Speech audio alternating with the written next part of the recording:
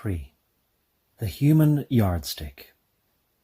What, then, we may ask, can have been the factor which caused such an extraordinary similarity in the duration of empires, under such diverse conditions and such utterly different technological achievements?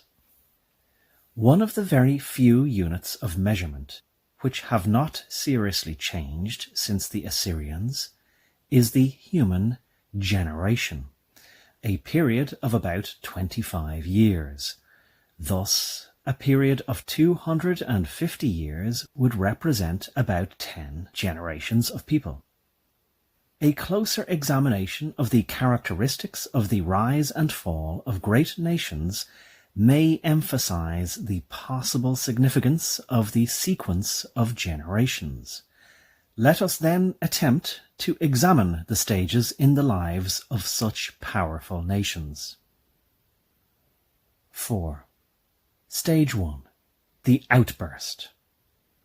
Again and again in history, we find a small nation, treated as insignificant by its contemporaries, suddenly emerging from its homeland and overrunning large areas of the world.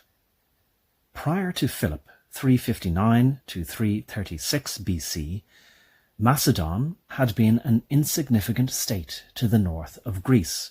Persia was the great power of the time, completely dominating the area from Eastern Europe to India.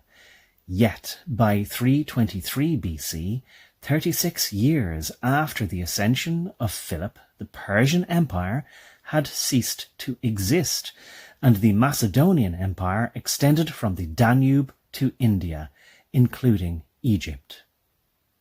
This amazing expansion may perhaps be attributed to the genius of Alexander the Great, but this cannot have been the sole reason, for although after his death everything went wrong, the Macedonian generals fought one another and established rival empires, Macedonian preeminence survived for 231 years. In the year AD 600, the world was divided between two superpower groups, as it has been for the past 50 years, between Soviet Russia and the West. The two powers were the Eastern Roman Empire and the Persian Empire. The Arabs were then the despised and backward inhabitants of the Arabian Peninsula. They consisted chiefly of wandering tribes and had no government, no constitution, and no army. Syria, Palestine, Egypt, and North Africa were Roman provinces. Iraq was part of Persia. The Prophet Muhammad preached in Arabia from AD 613 to 632, when he died. In 633, the Arabs burst out of their desert peninsula and simultaneously attacked the two superpowers. Within 20 years, the Persian Empire had ceased to exist. 70 years after the death of the Prophet, the Arabs had established an empire extending from the Atlantic to the plains of northern India and the frontiers of China.